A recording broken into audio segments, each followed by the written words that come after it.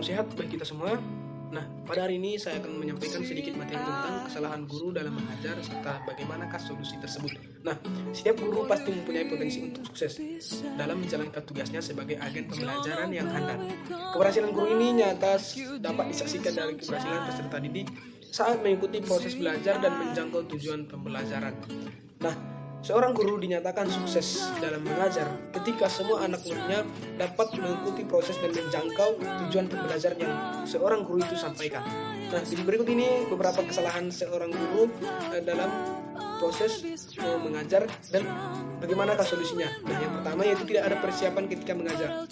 Tentu, persiapan yang matang sebelum seorang guru mengajar, seorang guru harus dapat merancang pembelajaran dan harus semakin terampil dalam mengolah ruangan kelas sesuai dengan ciri khas peserta didik untuk menjangkau akhir dari dinasti materi yang akan diajarkan. Nah, ingatlah bahwa dalam proses pembelajaran tidak terdapat pembelajaran yang sukses tanpa persiapan yang benar. Bagi seorang guru bisa merancang pekerjaan pembelajaran secara nyata saat seorang guru tidak melatih.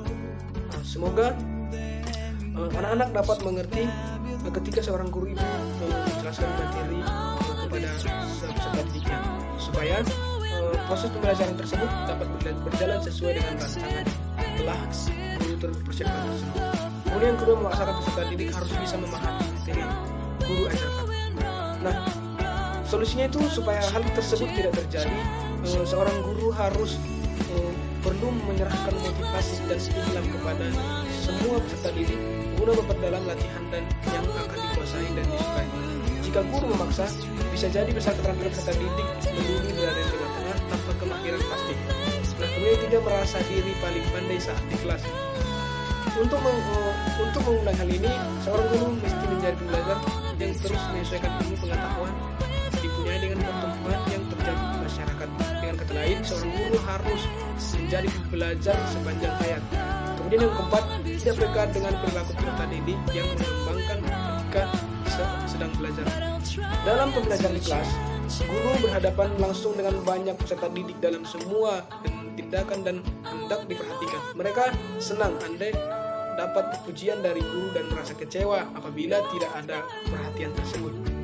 Nah, kita butuh sekali belajar untuk menjadi perilaku positif yang akan ditunjukkan oleh semua peserta didik. Kemudian segera memberikan hadiah atas perilaku tersebut dengan pujian dan perhatian. Kedengarannya urusan ini sederhana, tapi membutuhkan upaya betul-betul untuk tetap menggali dan memberi hadiah atas perilaku-perilaku positif peserta didik, baik secara kumpulan maupun individual.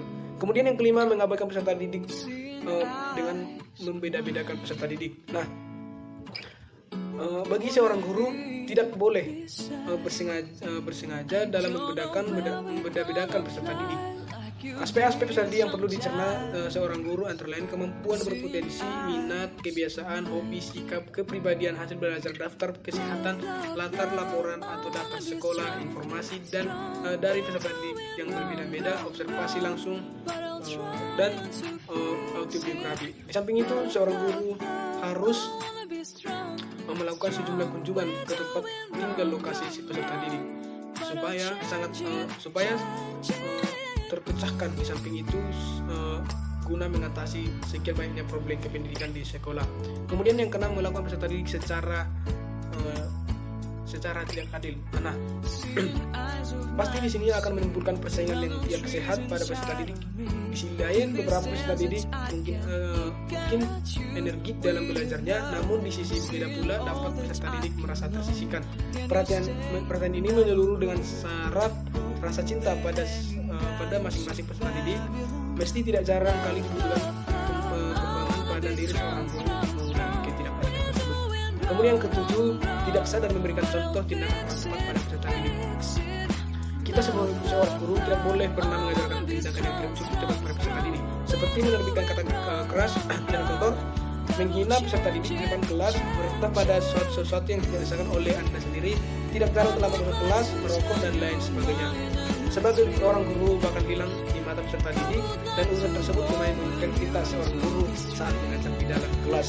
Nah, ingatlah bahwa sebagai seorang guru harus diminta pertanggungjawaban. Di dunia gaji memang tidak seberapa, tidak boleh kotori dividen. Nah, menjadi seorang guru sebagai ibadah, jadikan kegiatan guru sebagai ladang amal yang bakal dipanen hasil di besok.